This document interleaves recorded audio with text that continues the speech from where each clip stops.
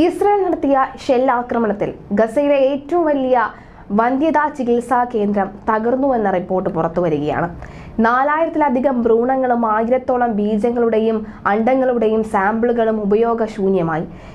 ദിവസങ്ങൾക്കുള്ളിൽ ഉപഭോക്താക്കളുടെ ഗർഭപാത്രത്തിൽ നിക്ഷേപിക്കേണ്ടിയിരുന്ന ഭ്രൂണങ്ങളാണ് നശിപ്പിക്കപ്പെട്ടത്. ആക്രമണത്തിൽ ഭ്രൂണങ്ങൾ സൂക്ഷിച്ചിരുന്ന ലിക്വിഡ് നൈട്രജൻ ടാങ്കുകളുടെ മൂടി പൊട്ടിയതോടുകൂടിയാണ് അവ ഉപയോഗശൂന്യമായത്. കഴിഞ്ഞ ഡിസംബറിലായിരുന്നു ആക്രമണം നടന്നത് എന്നാണ് റിപ്പോർട്ട്. ഗസയിലെ ഏറ്റവും വലിയ ഫെർട്ടിലിറ്റി ക്ലിനിക്കായ അൽ ബാസ്മ IVF സെന്ററിലാണ് പൊട്ടിത്തെറി കനത്ത നാശത്തിന് കാരണമായി മാറിയത്. 1997-ൽ കേംബ്രിഡ്ജിൽ പരിശീലനം ലഭിച്ച ഗൈനക്കോളജിസ്റ്റ് ബഹാൽദീൻ ഖലായിനെയാണ് ഈ ക്ലിനിക്ക് സ്ഥാപിച്ചത്. ഗസയിലെ കുട്ടികളില്ലാത്ത ദമ്പതികൾക്ക് ഏക ആശ്രയമായിരുന്നു ഈ ക്ലിനിക്ക്. ലോകത്തെല്ലായിടത്തും IVF ചികിത്സ ചെലവേറിയതാണെങ്കിലും ഈ ക്ലിനിക്കിൽ താരതമ്യേന കുറഞ്ഞ നിരക്കാണ് ഈടാക്കിയിരിക്കുന്നത്. പട്ടിണിയും ദാരിദ്ര്യവും മൂലം കുറഞ്ഞ നിരക്ക് പോലും അടയ്ക്കാൻ കഴിയാത്തവരായിരുന്നു ഗസയിലെ ഭൂരിപക്ഷം പേരും.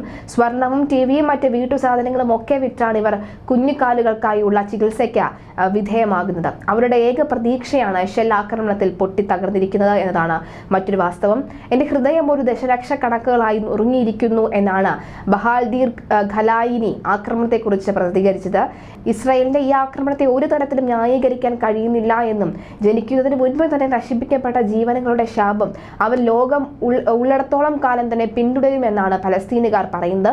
10,000-കണക്കിന് പലസ്തീനുകാരാണ് ഇസ്രായേലിന്റെ ആക്രമണത്തിൽ ഇതുവരെ കൊല്ലപ്പെട്ടത്.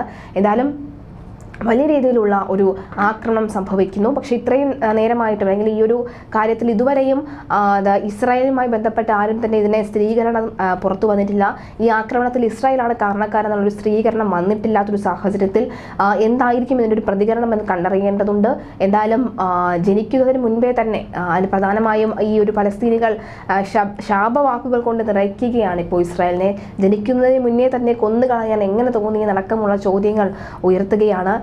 എന്തായാലും ആണവ ആയുധങ്ങൾ പ്രയോഗിക്കാനുള്ള സാഹചര്യമുണ്ട് നടക്കമുള്ള പലതരത്തിലുള്ള വാർത്തകൾ പുറത്തു വന്നതിന് പിന്നാലെയാണ് ഇത്തരം വാർത്തകൾ കൂടി വരുന്നത്. നെറ്റിലോടുകൂടെയല്ല നമുക്ക് ഈ വാർത്തകളൊന്നും തന്നെ കാണാനോ കേൾക്കുവാനോ സാധിക്കാത്ത തരത്തിലേക്ക് കാര്യങ്ങൾ നീങ്ങുന്നുണ്ടെന്നാണ് മറ്റൊരു വാസ്തവം. എന്തായാലും ഇസ്രായേലിൽ നിന്നും പലതരത്തിലുള്ള സമാനമായ രീതിയിലുള്ള വാർത്തകൾ പുറത്തു വരികയാണ്. ഇതിനു മുൻപും ഇത്തരത്തിലുള്ള വാർത്തകൾ വന്നിരുന്നു. പക്ഷേ ഇതിനു മുൻപ് മറ്റൊരു വാർത്ത ഇത്തരത്തിൽ ഭ്രൂണങ്ങൾ ശേഖരിക്കുന്നുണ്ട്. അതായത് ഇനിയും ജീവൻ നിലനിർത്താൻ സാധിക്കാത്ത തരത്തിലേക്ക് അല്ലെങ്കിൽ ഈ ജനന മരണ നിരക്കുകൾ ഉയർന്ന സാഹചര്യത്തിൽ ഒരുപക്ഷെ ഇനിയുള്ള കാലത്ത് എങ്ങനെ ആയിരിക്കാം നടക്കമുള്ള പഠനങ്ങൾ നടക്കുന്നുണ്ടായിരുന്നു ഗസയിലും മറ്റിടങ്ങളിലും. എന്തായാലും ഇതൊരു വലിയ റിപ്പോർട്ടുകളായി മാറുന്നു. പക്ഷേ ഇസ്രായേൽ ഇതുവരെയും ഇതിനെതിരെ പ്രതികരിച്ചിട്ടില്ല എന്നാണ് മറ്റൊരു വാസ്തവം.